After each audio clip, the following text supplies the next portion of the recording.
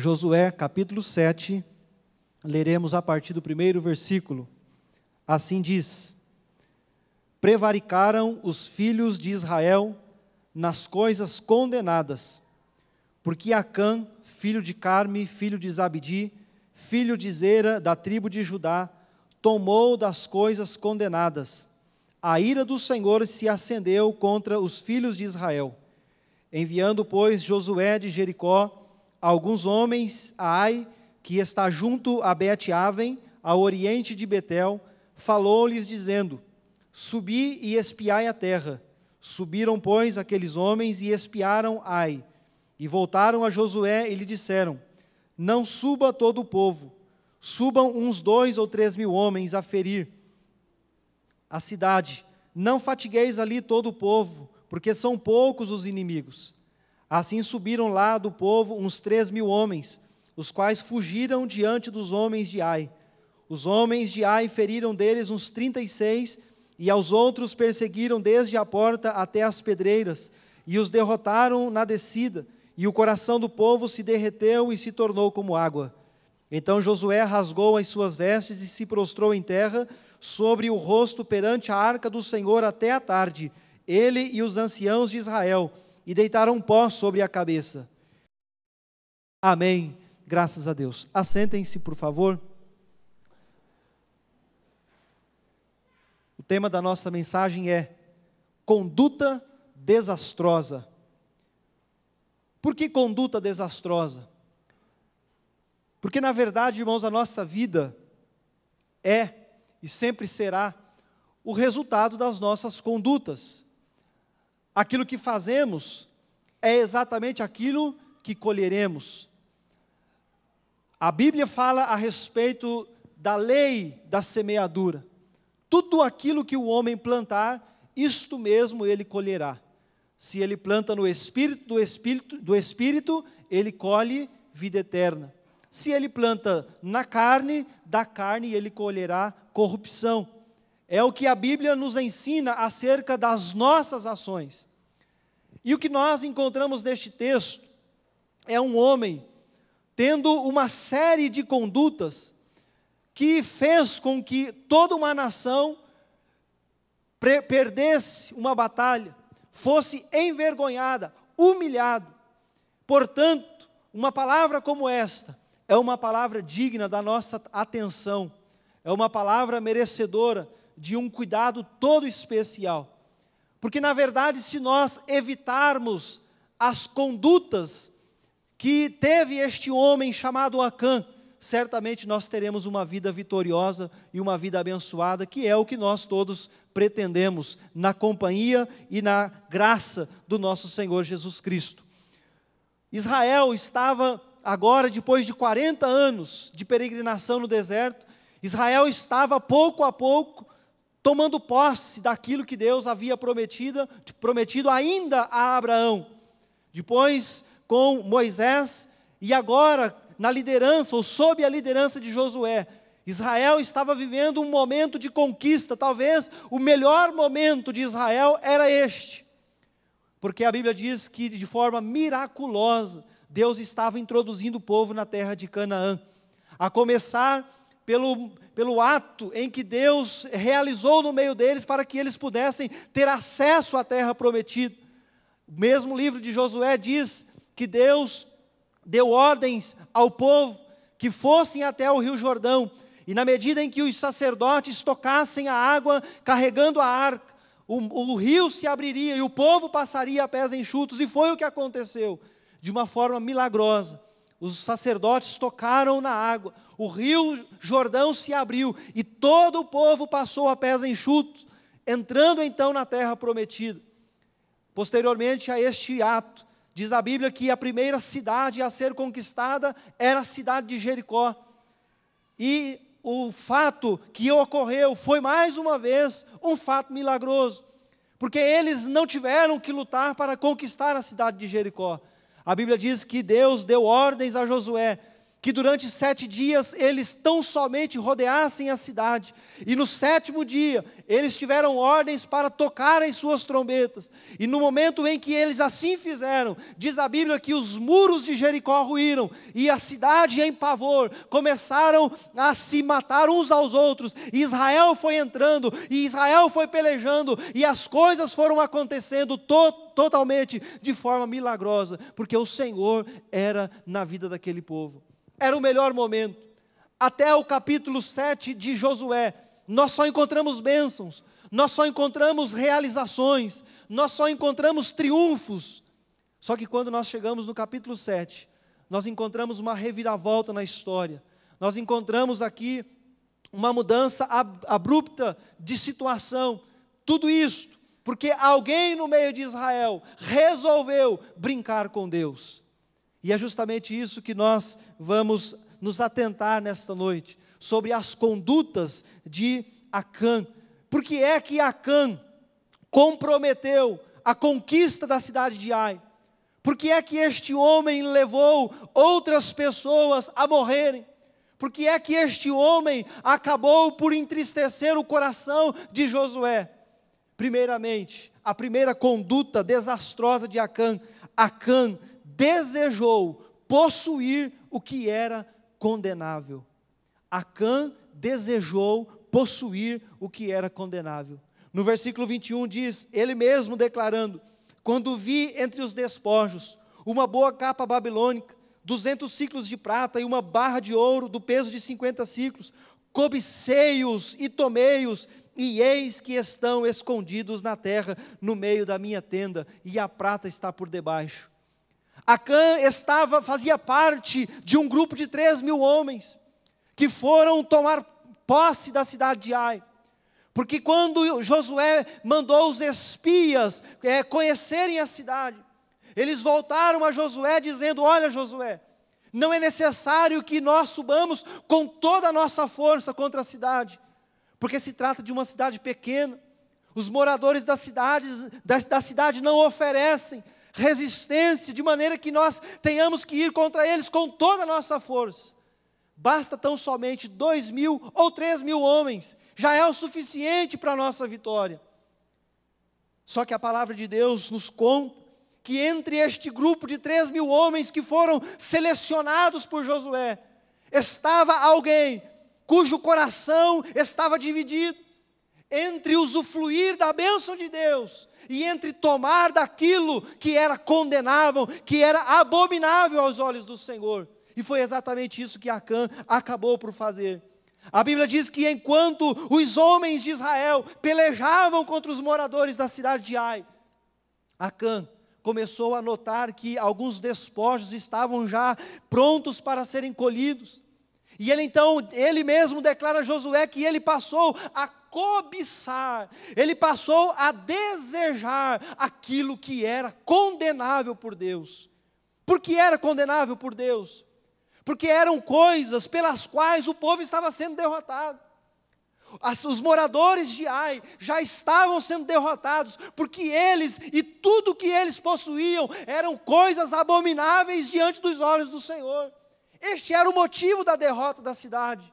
Por isso Deus disse: olha, se estas coisas já têm levado os moradores a perecer, por que é que vocês irão desejar aquilo que tem levado pessoas a morrer? Por que é que vocês trarão para a vida de vocês aquilo que já tem condenado a vida de muitas pessoas? Mas a Bíblia diz, irmãos, que foi uma atitude de cobiça, foi uma atitude de desejo insaciável por aquilo que era atraente aos olhos, mas condenável diante de Deus. E quando nós trazemos esta realidade para as vidas dos nossos dias, para nós, para todos quantos ouvem esta palavra, nós entendemos que um dos piores motivos, ou um dos motivos mais terríveis da vida do ser humano, é a cobiça por aquilo que é abominável diante dos olhos do Senhor. Quantas coisas estão à disposição de todos, situações em que nós já sabemos que Deus abomina, coisas que nós já sabemos que entristecem o coração de Deus, coisas que nós sabemos que enchem os nossos olhos, coisas que nós sabemos que elas enchem o nosso coração, mas esvaziam o nosso coração para com Deus. Mas olhando, são coisas desejáveis à vista. E nós sabemos, irmãos, que a ruína do ser humano começou por uma atitude de cobiça. Tudo começou por uma atitude de cobiça. Tudo começou por um namoro dos olhos com aquilo que era abominável ou que era proibido. Se você ler o livro de Gênesis, você vai se deparar no capítulo 3 com uma situação semelhante. Quando o primeiro casal que habitava o Éden tinha da parte de Deus a liberdade de tomar de todas as árvores que ali estavam. Todavia Deus colocou limites para eles e disse: olha, das árvores que estão no meio do jardim, vocês não tomarão, nem sequer tocarão. Mas quando a mulher se aproximou da árvore, a declaração dela era que aquilo era desejável à vista, aquilo enchia os olhos. E foi só tomar daquilo que Deus havia dito que não era para fazer, que a humanidade entrou na decadência e hoje nós vivemos as consequências destes atos. Israel estava vivendo um momento de conquista. 40 anos depois, Deus estava colocando o povo exatamente onde Deus havia prometido que colocaria. E Deus disse que eles seriam vitoriosos. O próprio Josué havia declarado quando esteve espiando a terra, ele disse: Deus já tirou a proteção deste povo, e Deus já transformou este povo como pão para nós devorarmos, tão somente nós deveremos ser corajosos. A vitória já é nossa, a vitória já está garantida. Mas de repente este povo, que Josué tinha convicção de que eles jamais perderiam para os moradores de Ai, foi justamente aquele povo que colocou Israel para correr. E Josué então vai questionar a Deus e diz: Deus, o que aconteceu? Por que é que nós estamos sofrendo esta derrota? Se fosse para nós ficarmos envergonhados, por que é que o Senhor não nos deixou lá onde nós estávamos? Por que é que o Senhor não nos deixou da além do Jordão? Viemos aqui para ser envergonhados, o nome do Senhor está sendo envergonhado. E Deus então revela a Josué o porquê daquela vergonha, o porquê daquela derrota, e o motivo tinha tudo a ver com a cobiça do coração deste homem. A palavra de Deus diz, irmãos, em Tiago, no capítulo 1, versículos 13 a 15, que ninguém ao ser tentado diga: de Deus eu sou tentado, porque Deus não pode ser tentado pelo mal e Deus a ninguém tenta. Ao contrário, cada um é tentado pela sua própria cobiça, quando esta o atrai e o seduz. Então a cobiça, depois de haver concebido, dá à luz o pecado, e o pecado, uma vez consumado, gera a morte. Tiago diz assim: olha, ninguém atribua a cobiça, ou a provação, ou a tentação a Deus, porque Deus não pode ser tentado pelo mal, e Deus não tenta ninguém. Ele diz: cada pessoa é tentado pela sua própria cobiça. Cada pessoa é responsável por aquilo que alimenta no coração. Ele disse: isso não é culpa de Deus. Deus não tem nada a ver com isso. Ele disse: isso é culpa do próprio ser humano, que, notando a presença da possibilidade do pecado, ele passa a cobiçar aquilo que é condenável. Esta foi a primeira conduta de Acã, que trouxe consequências terríveis, desastrosas a Israel, porque ele cobiçou aquilo que Deus já havia condenado. A segunda conduta: Acã ignorou as ordenanças de Deus. No versículo 11 diz: Israel pecou e violaram a minha aliança, aquilo que eu ordenara, pois tomaram das coisas condenadas e furtaram e dissimularam, e até debaixo da sua bagagem o puseram. Se você ler a história, tanto nos tempos de Moisés, quanto já nos tempos de Josué, você vai encontrar Deus lembrando o povo de que algumas coisas eles poderiam fazer e até tomar dos despojos das nações conquistadas. Outras coisas, Deus simplesmente os proibia de pegar. No versículo 18 do capítulo 6, diz assim: tão somente guardai-vos das coisas condenadas, para que, tendo-as vós condenado, não as tomeis, e assim torneis maldito o arraial de Israel e o confundais. Deus diz assim: olha, tão somente guardai-vos das coisas condenadas, Porque se vocês pegarem aquilo que é condenável, isto vai trazer maldição para a vida de vocês. Esta era a ordem de Deus. Esta era a palavra de Deus para a vida deles. Mas Acã simplesmente ignorou isso. Simplesmente ele disse: essa palavra não é comigo. Não, isso vale para tantos quantos, mas para mim não. Comigo é diferente. Eu sou apenas um no meio da multidão. Só que acontece, irmãos, que o que Deus mais prima na nossa vida é a obediência. O que Deus mais exige de nós, e é um dos temas mais trabalhados no meio cristão, é a obediência. Obediência a quê? Obediência aos ensinamentos da palavra de Deus, ensinamentos do próprio Deus.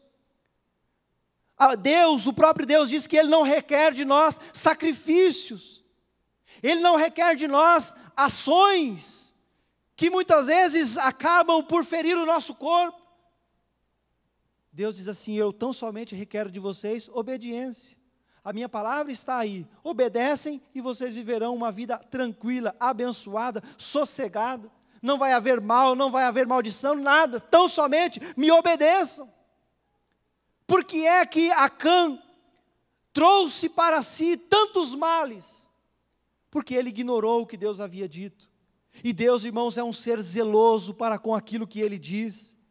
Deus não deixa passar despercebido as suas ordens. Da mesma maneira que Deus é justo para nos abençoar, Deus também é justo para fazer com que nós arcamos com as consequências dos nossos atos. A palavra de Deus é pregada e muito bem clara. E a nós cabe atentarmos, a nós cabe obedecermos a palavra de Deus.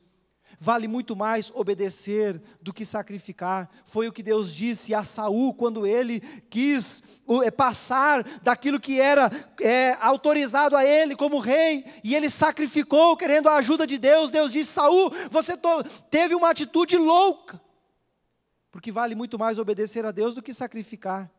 O sacrifício diante da obediência, ou o sacrifício sem a obediência, não é nada. Vale muito mais você obedecer a Deus do que você sacrificar a Deus. E Acã simplesmente ignorou o que Deus havia dito a ele que era para fazer. Quantas situações nós temos claras da parte de Deus, que Deus requer de nós obediência. Quantos pecados que nós sabemos claramente que é pecado. Mas em dado momento, o ser humano é tentado a provar do pecado. O ser humano é tentado a dar um pulinho no mundo. E é justamente neste momento, esta aventura, talvez uma aventura rápida, que pode esconder um grande laço de morte, que pode esconder uma condenação eterna. É por isso, irmãos, que quando nós lemos 1 João 3,6, a palavra diz que todo aquele que permanece nele não vive pecando. Todo que vive pecando não o viu nem o conheceu. A palavra diz que todo aquele que permanece nele não vive pecando. Por quê? Porque conhece a vontade de Deus, conhece a verdade de Deus. Logo, como nós podemos dizer que conhecemos a Deus, se vivermos na prática do pecado, se vivermos ignorando as ordenanças de Deus, as ordens que são claras da parte de Deus? Provérbios capítulo 28, versículo 9 diz que o que desvia os ouvidos de ouvir a lei, até a sua oração será abominável. Aquele que ignora a palavra de Deus, aquele que no momento em que o pecado lhe é oferecido, ele simplesmente ignora. A Bíblia diz que até as suas orações se tornam abomináveis. É a seriedade da palavra de Deus. É a seriedade com que Deus trata os homens. Deus diz assim: olha, vocês querem deliberadamente pecar? Pequem. Mas a oração de vocês se tornará abominável aos meus olhos. Nós não podemos simplesmente ignorar o que Deus está dizendo. E todos nós já somos dotados de um grande número de informações da parte de Deus, o que Deus quer, o que Deus tem para nós, como Deus age, como Deus abençoa, quais são as leis de Deus, mas quantas vezes, irmãos, andando por este mundo, nós começamos a ter, talvez, a falsa sensação de que por um breve momento, Deus não irá ligar por aquilo que nós estamos fazendo. Só que a palavra de Deus diz que este Deus é Deus zeloso.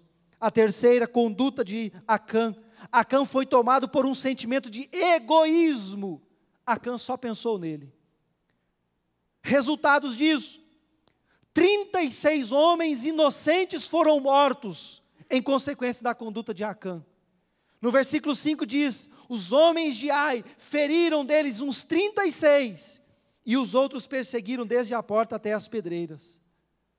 Acã só pensou nele, e a Bíblia diz nos versículos 24 e 25, que Acã, todos os seus filhos, filhas, tudo que ele possuía, foi morto. Mas no momento em que Acã estava pecando, ele não estava nem aí, se pessoas inocentes iriam morrer, se a sua família iria morrer, simplesmente ele não estava nem aí. Mas a palavra de Deus diz, irmãos, que Deus não perdoou o pecado. Simplesmente Deus disse: eu quero que o pecado, o produto do pecado e o pecador seja tirado do meio de Israel. Mas quando Acã estava ali pecando, ele simplesmente se esqueceu que a sua atitude iria comprometer a vida de outras pessoas. Esta é uma particularidade da nossa vida, irmãos, que nós temos que levar muito a sério. Porque nós não vivemos isolados. Nós somos pessoas ligadas a uma multidão de pessoas. E tudo o que nós fazemos não afeta somente a nós mesmos. Afeta todo um grupo, afeta uma família, é capaz de afetar uma cidade, é capaz de comprometer um país. Tudo que nós fazemos, tem pessoas à nossa volta que irão sofrer pelas nossas ações. E nós não podemos ignorar estas coisas. Quantas vezes a nossa casa, o nosso lar está sofrendo, porque simplesmente por causa de uma atitude, de um da casa, ou até mesmo de nós mesmos, Deus não pode abençoar a família. Deus não pode abençoar a família porque existe pecado. Quando as pessoas estão pecando, elas não se dão conta de que elas estão comprometendo a vida de muitas pessoas à sua volta. Quando o homem infiel trai a sua esposa, ele não se dá conta de que na verdade ele não está tão somente se prejudicando, mas especialmente ele está prejudicando a esposa, os filhos que ficarão sem o pai, filhos que ficarão com uma família destruída. Da mesma sorte, a esposa, quando está traindo o esposo, ela não quer nem saber o que vai acontecer, só que os filhos acabam sofrendo por uma atitude, uma ação que os pais resolveram ter. Quantas vezes dentro da casa de Deus, enquanto um grupo busca por santidade pela presença de Deus, outros deliberadamente pecam contra Deus, sem se darem conta de que o pecado cometido irá comprometer um trabalho, irá comprometer o ano de uma igreja, irá comprometer uma campanha evangelística, irá comprometer todo um povo. Acã estava pegando uma capa babilônica para ele, 200 ciclos de prata, um pouco de ouro, para ele, a coisa era dele. Só que 36 famílias tiveram que enterrar os seus mortos por causa de Acã. 36 esposas tiveram que sepultar os seus maridos por causa de Acã. Vamos colocar um filho para cada pai. Então 36 filhos tiveram que chorar sobre o caixão do seu pai por causa de Acã. E os filhos e filhas de Acã que foram mortos, e as esposas de Acã que foram mortas, tudo quanto ele possuía, o seu rebanho, tudo diz a Bíblia que foi apedrejado e queimado. O que esse povo tinha a ver com Acã? Tinha a ver que neste mundo ninguém está isolado de ninguém. E quando nós estamos prestes a cometer qualquer tipo de loucura, nós precisamos parar e pensar: espera lá, a quem isto vai ofender? É só a mim ou a minha casa sofrerá, ou a igreja onde eu estou sofrerá, a sociedade, o trabalho, a empresa onde eu estou, quem vai sofrer com tudo isso? Se todos nós pensássemos no número de pessoas que irão sofrer por uma atitude de loucura, certamente nós não faríamos. Se nós começássemos a pensar que pessoas inocentes podem morrer por causa de uma atitude de loucura da nossa parte. Quando você ouve por aí as campanhas pedindo que os motoristas tenham cuidado nas suas viagens, na maneira de conduzir o veículo, pedindo para pessoas, caso tenham bebido bebida alcoólica, não dirigirem. Normalmente as campanhas fazem questão de dizer assim: olha, existem pessoas inocentes que podem terem suas vidas ceifadas por causa de uma atitude irresponsável de alguém. E nós todos sabemos quantas famílias precisam enterrar os seus mortos em consequência de alguém que veio de lá totalmente irresponsável e acabou tirando a vida de famílias inteiras, e muitas vezes quem provoca o acidente vai embora vivo. Por que que acontece isso? Porque nós vivemos em sociedade. Quando alguém pega um carro para dirigir, tem que pensar que ele está vivendo em sociedade. Quando o filho vai cometer qualquer loucura, ele precisa entender que aquilo vai afetar os pais, que o amam. Quando os pais vão cometer um pecado, eles precisam entender que aquilo vai afetar os filhos. Quando nós, povo de Deus, membros do corpo de Cristo, vamos cometer um pecado, precisamos pensar: pera lá, isso vai ofender todo o corpo de Cristo. Eu não posso comprometer o andamento da igreja por causa de um momento de aventura no mundo. Acã simplesmente só pensou nele. Quarta atitude de Acã: não houve arrependimento em Acã, mesmo sabendo que era o responsável por todo o mal. Não houve arrependimento, não houve remorso. Simplesmente, quando Josué começou a passar em revista todo Israel, que a tribo de Judá foi selecionada, depois casa por casa foi sendo selecionada até chegar na casa do seu pai, de Zabdi. Posteriormente chega nele, e ele então diz para Josué: olha, Josué, verdadeiramente eu pequei contra o Senhor. Olha, verdadeiramente eu fiz assim e assim. Sabe como que eu fiz? Assim e assim. Sabe aquele momento em que a mídia vai lá na delegacia entrevistar alguém que fez uma loucura, e ele, no maior sangue frio, diz assim: não, fui eu mesmo, eu matei assim, assim, assim, assim. Foi exatamente isso que Acã fez. Não, Josué, verdadeiramente foi eu mesmo, e eu fiz assim, assim e assim. Sabe o que aconteceu, Josué? O povo estava lá lutando, era muita gente. Você lembra, Josué, que nós dissemos que só precisava de 2.000 homens? Então, foi 3.000, tinha 1.000 a mais. Então, enquanto o povo estava lá lutando, eu vi que tinha ali uma capa babilônica, eu vi que tinha prata, eu vi que tinha ouro, eu olhei à minha volta, não tinha ninguém por ali, e eu simplesmente peguei para mim. E sabe onde que está? Está lá dentro da minha tenda, dentro da terra, e a prata está por baixo. Sangue frio, assim, tranquilo. Não houve arrependimento. Irmãos, o pecado já é algo terrível, a ausência de arrependimento, então, é pior ainda. Porque quando a pessoa peca, e ele não consegue se arrepender, ele não tem a decência de se arrepender, é porque já está morto. E talvez esta seja uma situação, embora terrível, mas algo que está se tornando muito comum entre aqueles que professam o cristianismo.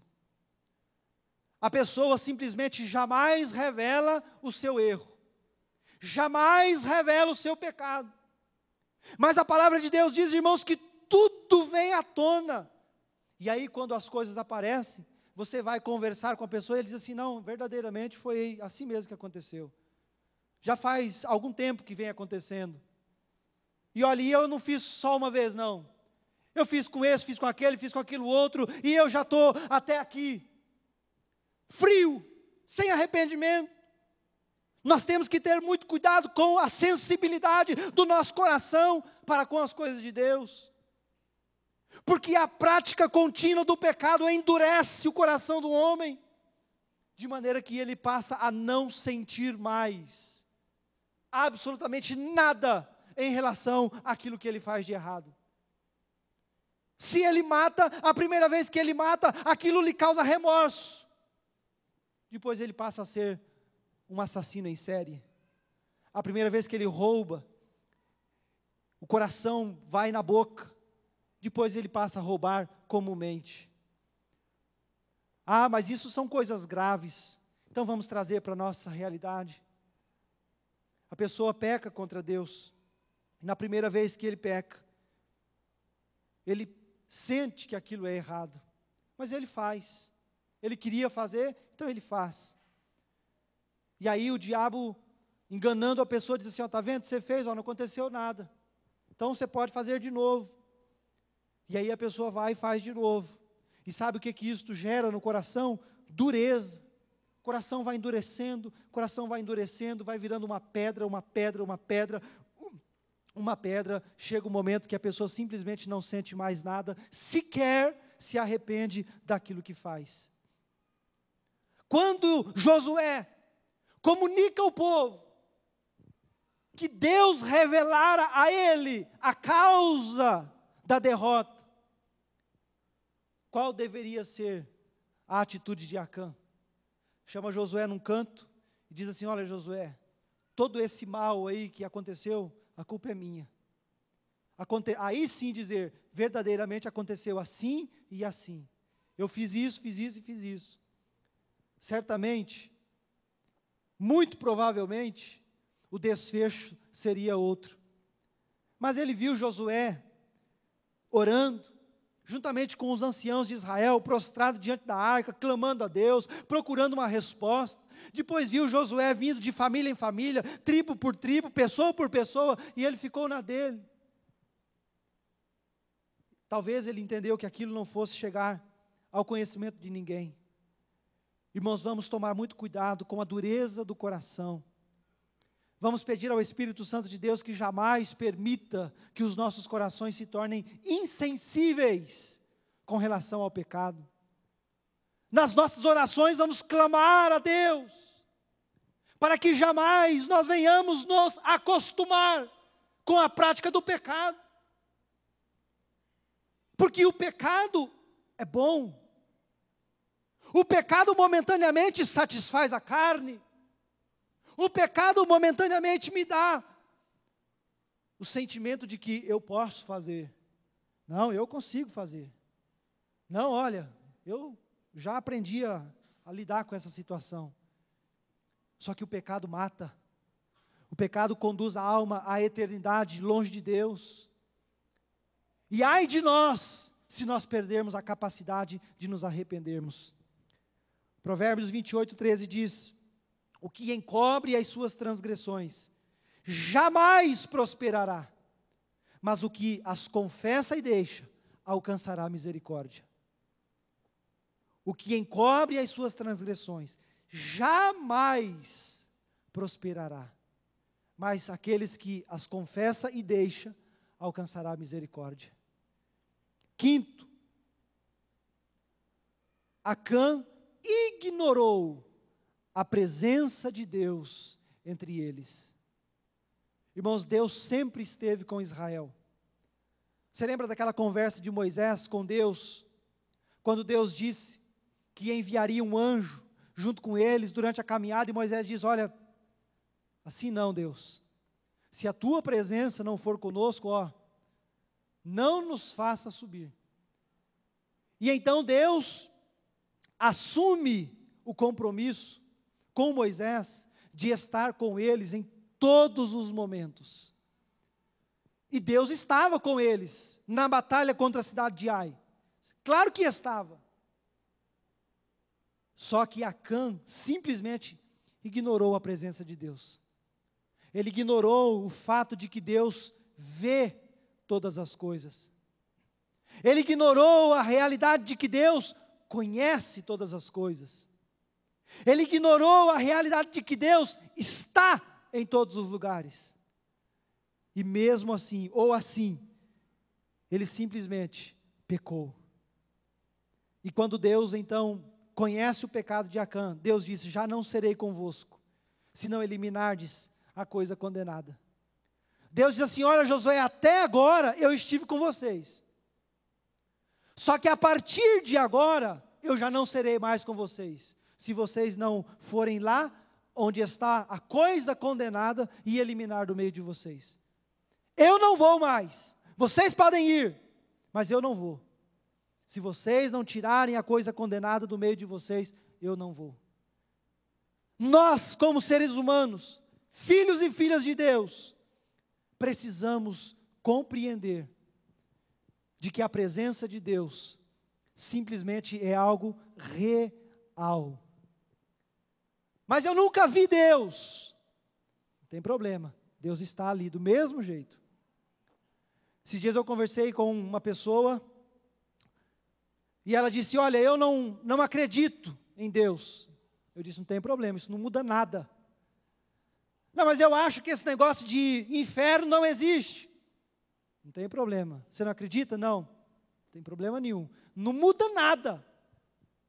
Deus continua existindo, o inferno continua existindo, o pecado continua existindo, bênção de Deus continua existindo. Você crê? Não, não tem problema. Continua existindo do mesmo jeito. Não faz a mínima diferença. Se a pessoa crê, se não crê, eu sou ateu, não sou ateu. Isso não muda nada. O único prejudicado é quem não crê. E Acã ignorou a presença de Deus. Vamos imaginar, o povo está lá lutando, pá, pá, espada para lá, espada para cá. Acã olha de um lado, não tem ninguém, olha do outro, não tem ninguém. Ele diz assim: olha a oportunidade aí, olha a chance de ouro, olha a chance de prata, é agora.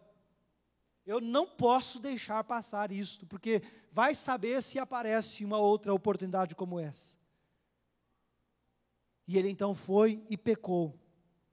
E na hora, irmãos, imediatamente, Deus abandonou o povo.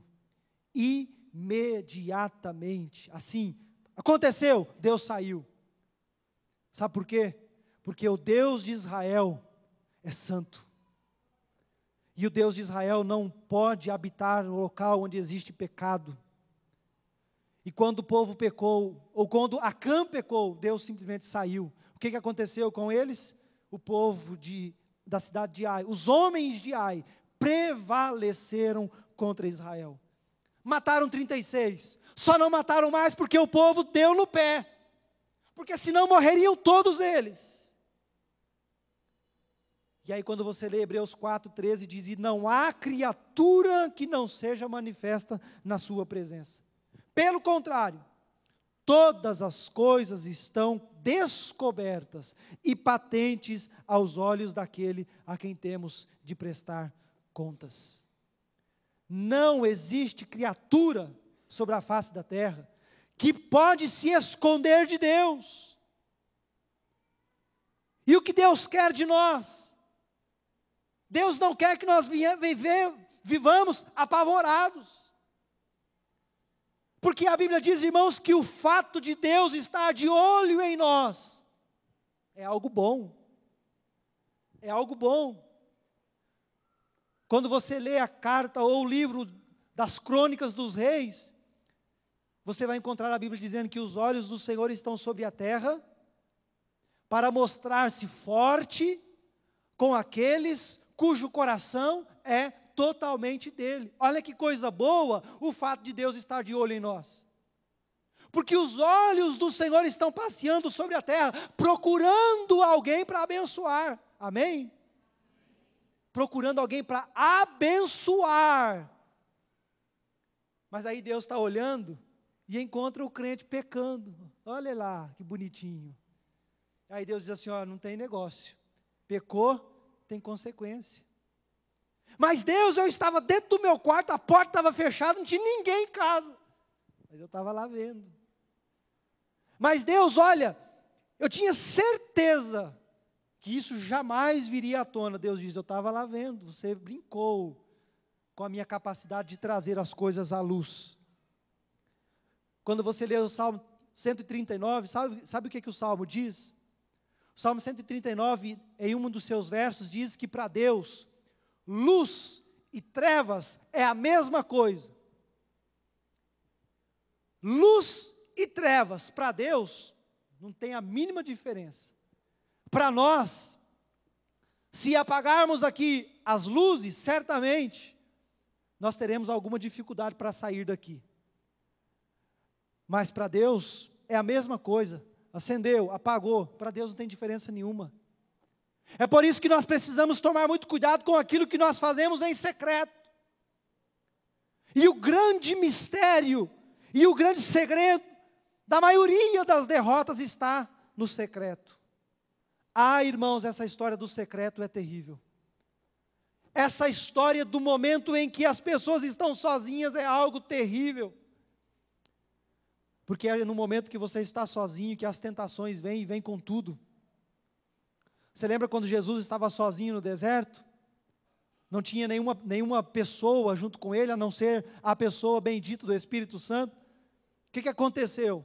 Jesus ficou sozinho, o diabo foi lá e falou, olha, espera lá, você está com fome, faz isso, faz aquilo outro. Quando nós estamos sozinhos, nós somos tentados. E aí nós voltamos na questão da cobiça e do desejo, e isto aflora em maior volume quando nós estamos sozinhos. Esse momento é terrível.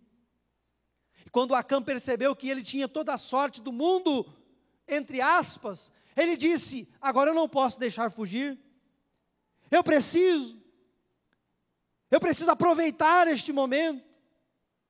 Mas aí quando nós olhamos para a palavra de Deus, a Bíblia diz que Deus tem todas as coisas diante dele como nuas e patentes.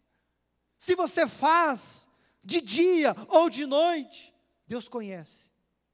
Se você faz na sala da sua casa ou no quarto, Deus conhece a mesma coisa. Se você faz na igreja ou fora da igreja, Deus conhece. Não adianta, irmãos, nós podemos nos esconder dos homens, mas jamais nós conseguiremos nos esconder de Deus. E o diabo sabe, irmãos, que nós temos a probabilidade de pecar em secreto. Por isso nós precisamos tomar muito cuidado, sermos vigilantes e atentos, porque é justamente nesta hora, quando nós estamos sozinhos, embora com a presença de anjos de Deus, com a presença do Espírito Santo de Deus, humanamente falando, nós estamos vulneráveis, porque aí nós temos aquele falso sentimento de que ninguém vai ficar sabendo. A conduta de Acã foi simplesmente devastadora. Mas eu tenho 2 filhos e eu sou apaixonado pelos meus filhos, pela minha esposa. E quando eu estava estudando esse texto, eu fiquei pensando, os meus filhos e a minha esposa sendo arrastados para o meio de um ermo, aproximadamente 3 milhões a 4 milhões de pessoas à minha volta, com pedras na mão, e de repente eu escutar o crânio do meu filho estourar com uma pedrada por causa do meu pecado. Foi o que aconteceu com Acã. E sabe por que aconteceu isso? Porque ele fez em secreto e achou que ninguém ia ficar sabendo. Irmãos, isso é terrível. E nós precisamos prestar muita atenção nesses detalhes da palavra de Deus para as nossas vidas. Vamos considerar estas coisas. Salmo 139, que nós cantamos parte dele aqui hoje. Sonda-me, Senhor, e me conheces. Esse salmo simplesmente é maravilhoso, porque ele começa dizendo, Senhor, Tu me sondas e me conheces. Tu sabes o meu assentar e o meu levantar, e de longe entende os meus pensamentos. cercas ao meu andar e o meu deitar, e conhece todos os meus caminhos. Não havendo ainda palavra alguma na minha língua, eis que logo o Senhor tudo conheces. Já imaginou isso? Você pensa de falar, Deus já sabe o que você vai falar? Tu me cercastes por detrás e por diante, e puseste sobre mim a tua mão. Tal ciência é para mim maravilhosíssima, tão alta, que eu não posso atingir. Aí no versículo 7, irmãos, a coisa fica mais linda e arrocha para o nosso lado. Porque diz: para onde eu irei do teu espírito? Ou para onde eu fugirei da tua face? Se eu subir aos céus, lá tu estás. E se eu fizer a minha cama no inferno, no mais profundo do abismo, eis que ali o Senhor também estás. Se eu tomar as asas da alva, e se habitar nas extremidades do mar, até ali a tua mão me guiará, e a tua destra me susterá. E se disser, de certo que as trevas me encobrirão, então a noite será luz à roda de mim. Nem ainda as trevas me encobrem de ti, mas a noite resplandece como o dia, as trevas e a luz são para ti a mesma coisa. Não tem como se esconder de Deus. Não tem como. Mas sabe, irmãos, quando nós estamos sozinhos, nós somos tentados a pensar que estas coisas não fazem muito sentido ou não são tão verdadeiras assim. E é justamente nessa hora que o laço do inimigo está armado contra as nossas vidas. É justamente nessas horas que, se o nosso coração se tornou imperceptível, se o nosso coração se tornou insensível, se o nosso coração está endurecido, é justamente nesta hora que nós vamos comprometer a nossa família por causa do pecado, vamos comprometer a igreja por causa do pecado, vamos comprometer o nosso futuro por causa do pecado, vamos comprometer tantas coisas por causa do pecado. Para finalizar, Acã desconsiderou tudo isso que nós acabamos de dizer. Ele pensou que tudo isso ficaria em secreto. Ele pensou que estas coisas passariam despercebidas e que, muito provavelmente, quando ele já estivesse de posse da sua parte de terra, então ele se daria muito bem. Enquanto os seus companheiros, enquanto os outros judeus estariam trabalhando na terra, Acã iria vender o que havia roubado, construir uma boa casa e ficar numa boa. E aí alguém que passasse iria dizer assim: olha como que Deus tem prosperado a vida de Acã. Olha, enquanto todos nós aqui estamos trabalhando na terra, olha ele aí, ó. O homem só vai. Tudo para ele dá certo. Só que aí Deus falou: não vai ser bem assim. O pecado de Acã não continuará oculto. Irmãos, que nós possamos pensar nestas coisas, nas condutas desastrosas, para que nós não venhamos incorrer nos mesmos erros. Que nós, ao pecarmos, se pecarmos, possamos chegar diante de Deus e confessar, dizer: Deus, eu vacilei, eu fui enganado, ou eu simplesmente, por um lapso, pequei contra o Senhor. Porque a Bíblia diz, irmãos, que se nós confessarmos os nossos pecados, Ele é fiel e justo para perdoar os pecados e nos purificar de toda injustiça. Se nós confessarmos os nossos pecados, irmãos, Deus está com os braços abertos para nos abençoar, para nos limpar, para nos lavar. Sabe o que diz Isaías 57:15? Diz assim: porque assim diz o alto, o sublime, o que habita a eternidade, o qual tem o nome de santo. Diz Deus: habito no alto e no santo lugar, mas também habito com o contrito e abatido de espírito, para vivificar o espírito dos abatidos e vivificar o coração dos contritos.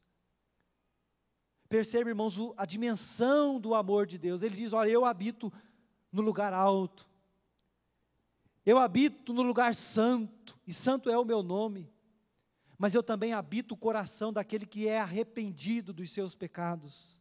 Glória a Deus por isso.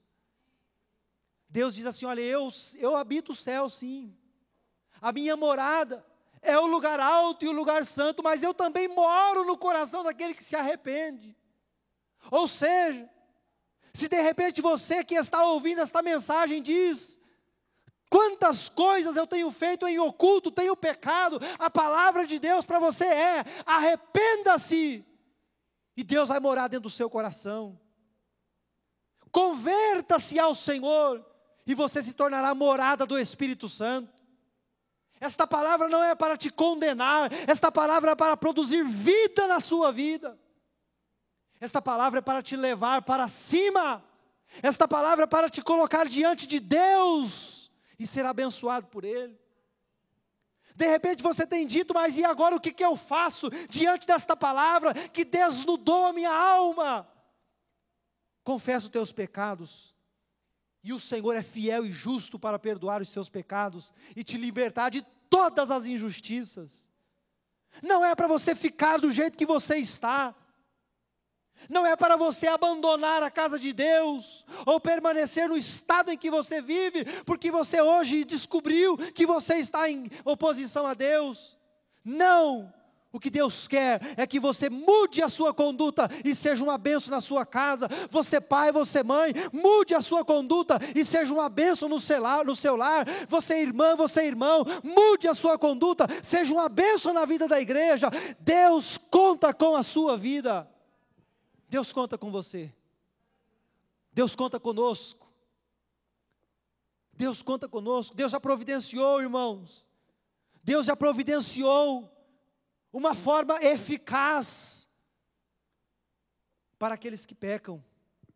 Leia a primeira carta de João, capítulo 1, capítulo 2, e você vai ver o quanto Deus nos ama, capaz até mesmo de providenciar com que o seu próprio Filho ficasse à disposição daqueles que viessem a pecar. João diz assim, olha, se nós falarmos que nós não temos pecado, pronto, já cometemos pecado, já mentimos, e a verdade não está em nós.